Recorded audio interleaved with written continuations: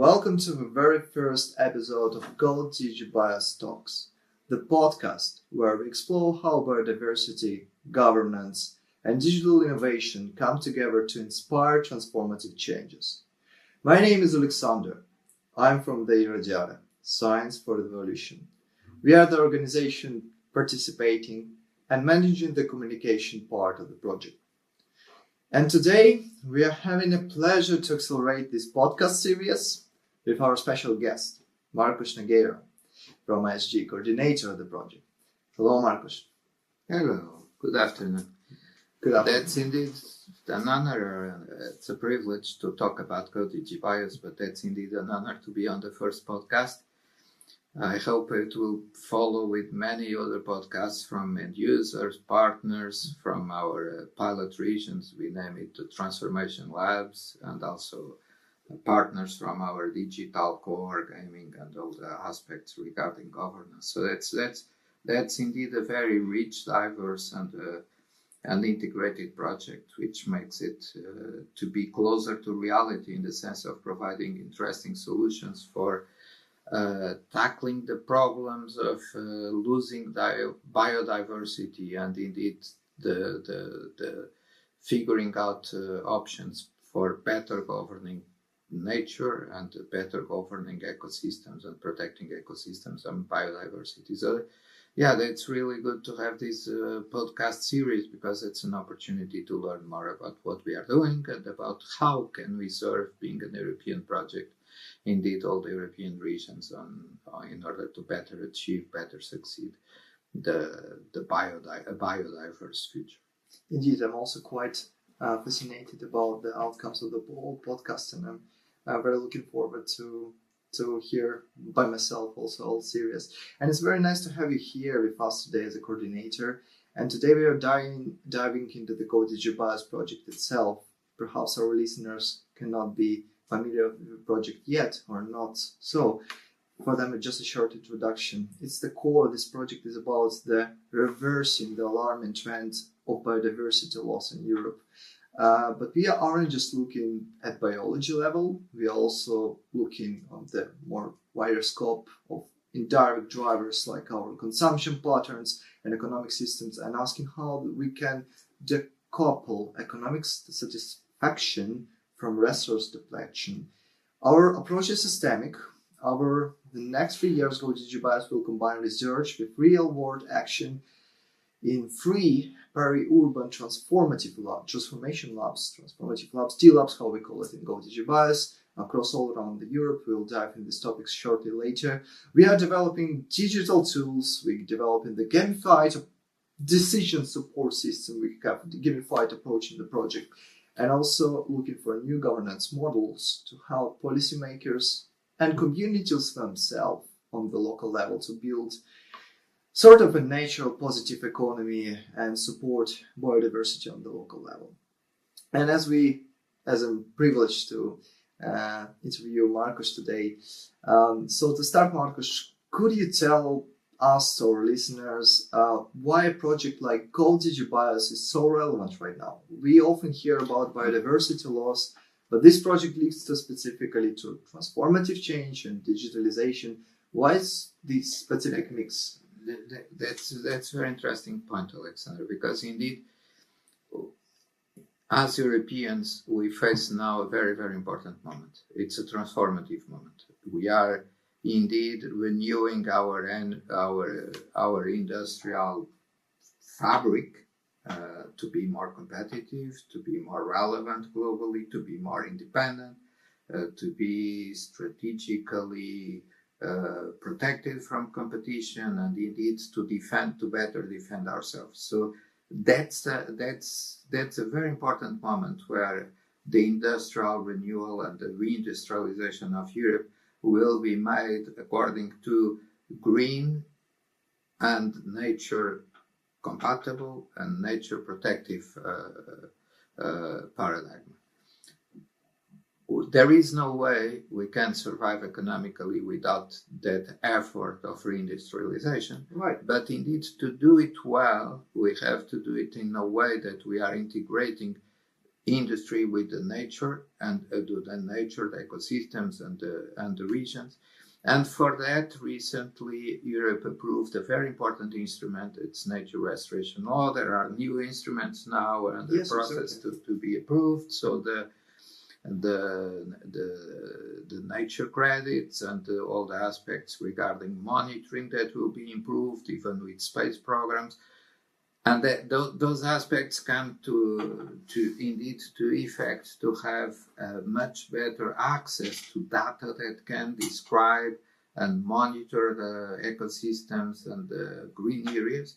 So all that context, the technology context is changing, the industrial context is changing, and indeed we are somehow approaching a turning point where we can't go further on losing biodiversity or compromising ecosystems, and that's very much the reason why the nature restoration law came into force.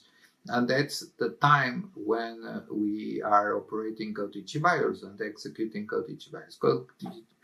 GoDigiBios is an European project funded by under Horizon Europe.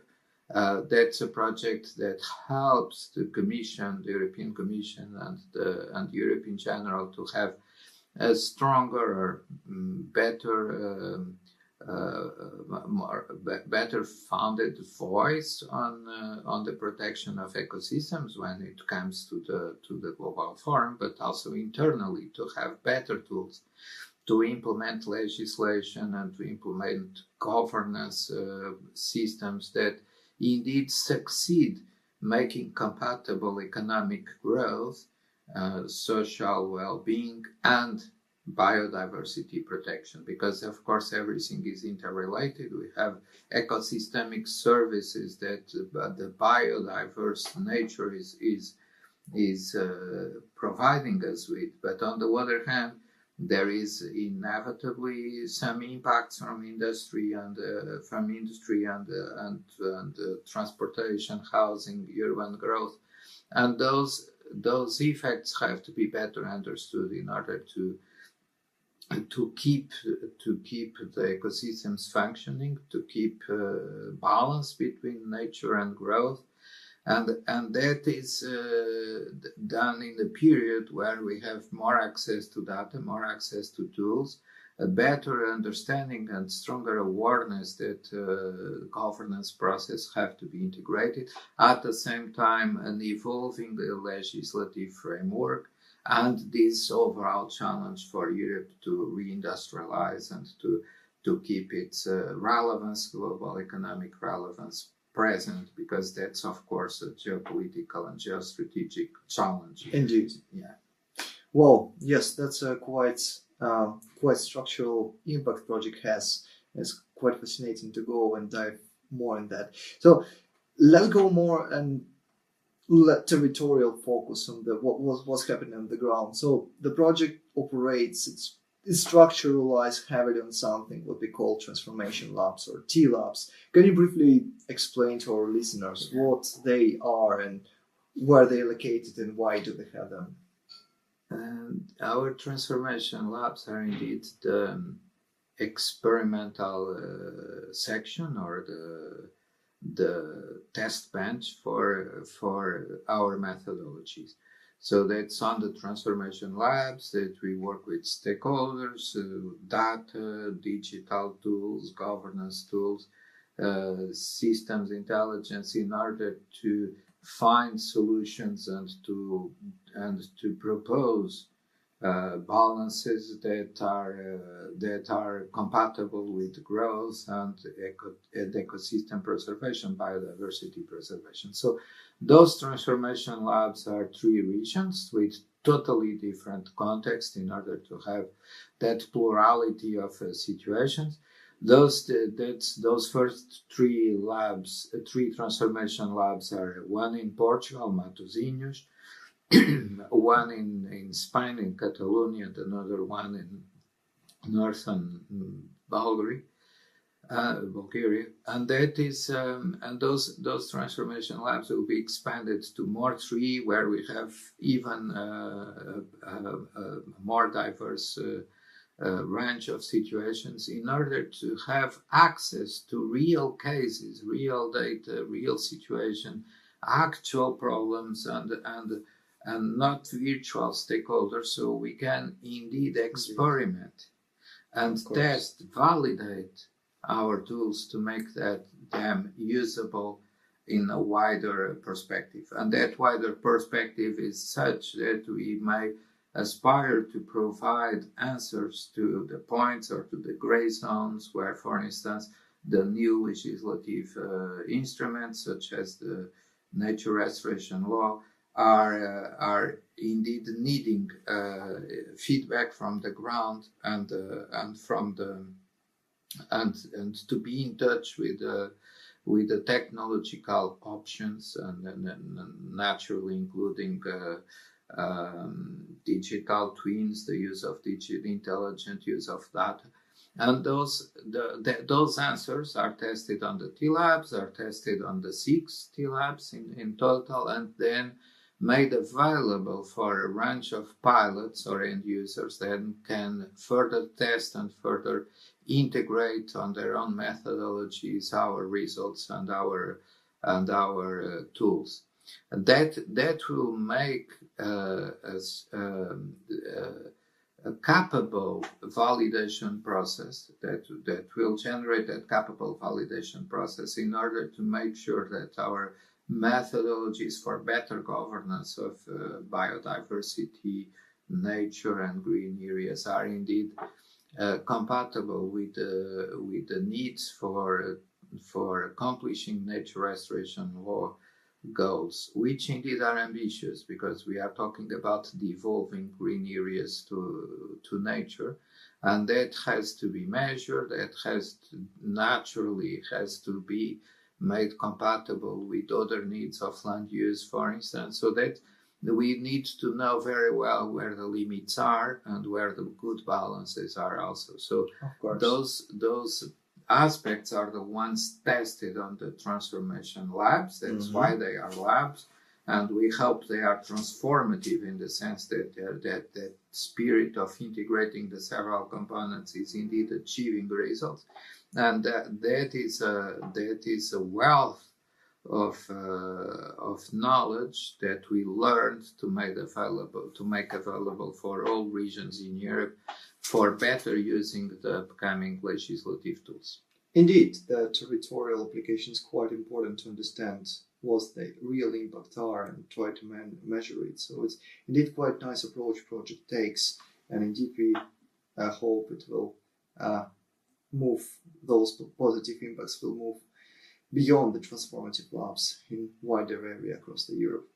And let's talk, Marcos, let's dive a bit in the DG aspect of GoDigiBios. Let's talk about those digital tools and gamification project has. A very exciting part is the development of those digital tools and games. I understand there is a gamified aspect of our project. How will GoDigiBios use technology and how? That's a very open question because it's an open matter. It's something evolving. Data availability and the access to data is evolving exponentially, so it would be a pity not using it for better governing nature and to achieve the evolution of green areas and to better protect biodiversity. So that would be a shame. One of our objectives is indeed to learn how to better use data for those purposes. And one of the ways to use that, of course, is to monitor the ecosystems, better understanding the relations, and that's the core of our dynamics, or of modeling dynamic systems as we are doing, to understand how the several processes interrelate in order to find a way to operate those relations in order to achieve protection of nature, green areas, and biodiversity, and operating it with better governance. So that's a use of data, that's a use of modeling technologies, but the purpose keeps open because the evolution from the side of technologies and the side of data availabilities keep growing. So it will be growing even after the project. So we need to keep it open. And that's very much the case. So the databases we are producing are indeed open to be evolved after the project. And that is the reason why we are so keen on expanding the number of actual T-labs, that are indeed 6, to have a very wider range of cases, a larger number of cases that are end users of the modeling technologies, end users of the data sets and governance recommendations. And that is a way that we try to make it be a smart way of using digital, keeping humble in the sense that we understand that's a very wide field, because data is expanding, and so we are not fully using it. Anyway, the interesting part is gaming, because we are using gaming technologies because they tend to expand better that use of data and the use of modeling, in order to give access to simulation and modeling to overall public or to specialized publics with gaming or gaming-like technology. So that is something that intrinsically part of the effort we are doing on the T-Labs, in order to learn, that's a learning process, how in the future gaming technology may be useful for better governing, better learning, better understanding the ecosystems. And just to finalize, why is it so important? Because the process is those processes are inherently complex, because ecosystems are complex, governance are complex, very multidisciplinary. The interactions between the economic growth, interest and priorities with the needs of preserving ecosystems and biodiversity are also complex. And gaming is a beautiful way of turning something complex into an understandable tool. So that's why we are experimenting with gaming, in order to make the best possible using of digital systems, modeling technologies, and data. Indeed, that's quite a fascinating topic. I hope it's one of those our later podcasts will be dedicated to gamification approach, and we'll invite some our partners who works in that dimension, and you, our dear listeners, can hear more about that. All right, Marcos. So technology is one pillar of the project, but another we have such a complex things as governance and new policy approach, new policy mix is what our project is also approach. So it's another major part of the project. What do we mean when we talk about creating a new policy approach? That's more about governance than policy. It's policy has we have very good instruments to develop policy in Europe, but governance remains complex, and that's good news. That's good news. Governance being complex means that we are a democratic society. It means that we do it with people, we do it open, we do it with the stakeholders. And that's very much the reason why on GoDigiBios we focus more on governance than on policy, because we do understand, we have the feeling that better understanding the ecosystem and the interaction with the investments and the economic infrastructure and other land uses, the better understanding we have for those processes. It may be in the end useful for improving policies, but it's mostly useful to improve the way we implement policies. And the way we do implement policies is about governance. And that is very much present on the way European regions and European municipalities are governed. So they tend to be open, they tend to be community-oriented, they tend to be participative. So it would be a pity if from such a project as GoDigiBios we wouldn't derive better tools to understand how participation could be positive to protect biodiversity ecosystems and to devolve green areas to nature. So that is more our approach. And there is one more thing I think it's worth saying, is the idea that this is a very open project. in the sense that, of course, we are using the limited resources to experiment with a limited number of transformation labs, because we need to learn how to put things together and to build good tools and good instruments for governance from that learning process. But those tools are to be open for people and communities for better resolving and better handling, better governing the every case and situation in Europe, and they are everywhere, where we have conflicting interests between nature protection, biodiversity preservation, green areas devolution, and economic growth, land use. Indeed, it's quite relevant question. There is so that idea that the project results are to be used by people for better governing, it's indeed the reason why we keep making an effort on GoDigiBios to inviting participants and end users to be part of the process. Yes, absolutely. It's quite important to set up the proper governance tools, and also we're happy we in GoDigiBios approach this. And Marcos, let's just think about the future. All right, the project is still go for 3 years more, and we still be a bit far from the end of the project. But let's just dream about the outcomes or the impact the project will have. What is the main impact you hope maybe GoDigiBios will have achieved? How will this help the regions also outside of those 3 or potential 60 labs we discussed? How it will transform, what the potential it has to transform European spaces? It may be, I think it's, there is a funny saying about learning. It's we can't unlearn. Once we learn, it's learned. And with GoDigiBios, and later we will be unable to unlearn. So that's a known, it's irreversible process. So, and that's what we are trying to do with GoDigiBios. We learn how to do it better,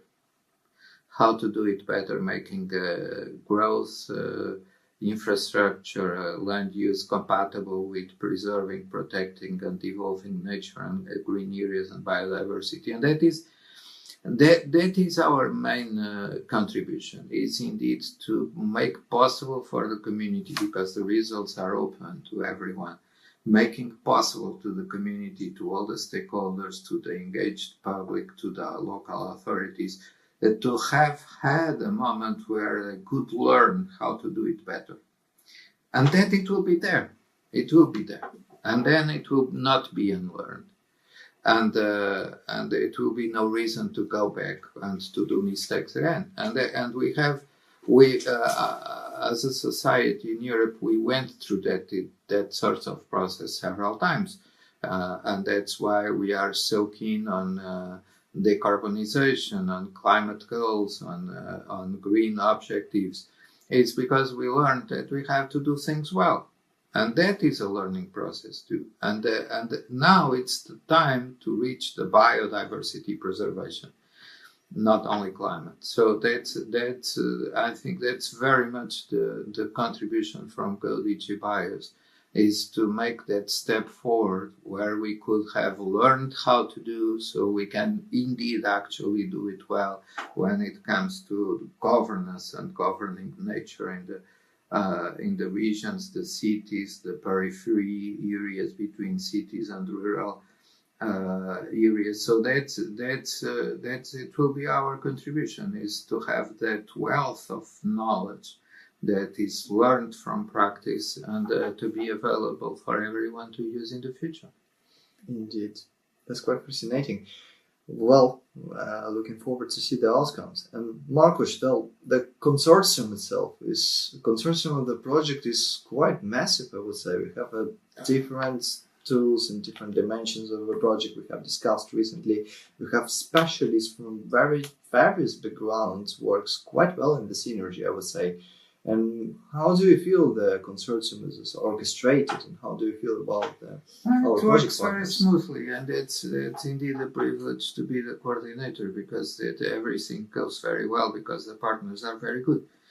So it's the less the coordinator has to do, the better the project goes. But indeed, it's the only way to do it well. It's to have among the partners working with the T-Labs, to have the very good, very well prepared people, of course, teams and capabilities, but also to have the diversity of perspectives and diversity of know-how, diversity of competencies in order to be able to generate stable, integrated, and pervasive solutions. So that's needed for GoDigiBios to be successful. We have to have this consortium that integrates a wide range of competencies.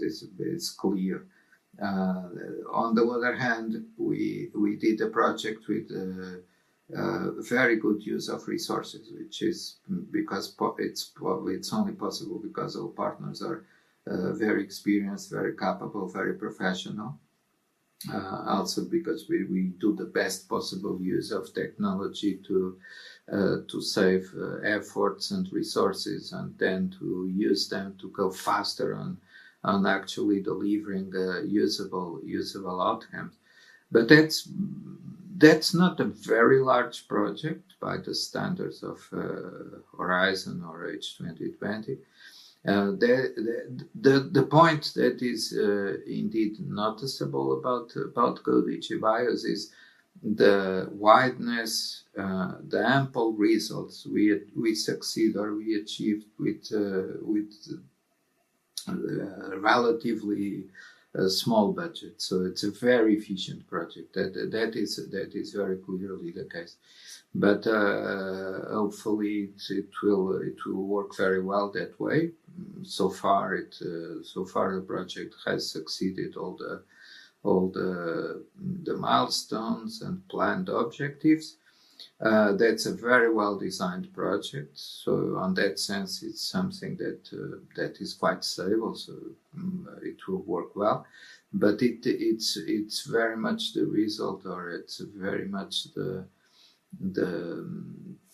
it's something that is indeed generated and made possible because the partners are, on one hand, very diverse and complementary, on the other hand, very capable and professional. So that's not Right. only a pleasure, but very much an honor and a privilege to be coordinating this team. Nice to hear from you. Right, Marcos. So thanks very much for sharing your coordinator's perspective on the project, for outlining also the project journey ahead. It sounds like GoDigiBios is going to provide some quite essential tools and outcomes for the future of peri-urban spaces and areas, biodiversity. It's quite fascinating what we will have as a result. And thank you so much for listening our first episode of GoDigiBios Talks. If you want to follow our progress, learn more about also T-Labs or opportunity which perhaps your region may have in this direction, or eventually try out the gamified tool we discussed, visit our website, please, and follow us on the social media.